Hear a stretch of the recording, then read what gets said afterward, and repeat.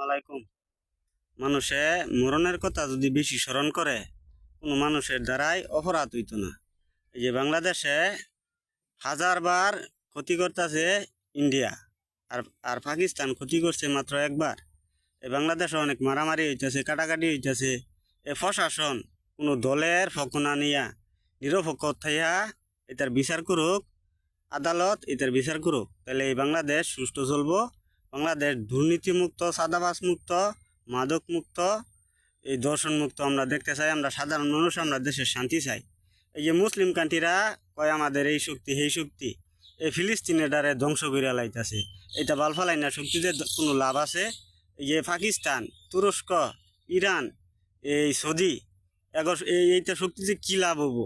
এই ফিলিস্তিনের দ্বারে ধ্বংস করে আসতেছে, কোনো কোনো ব্যবস্থাই করতে পারতেছে না, কোনো যুদ্ধই বন্ধ করতে পারতেছে না।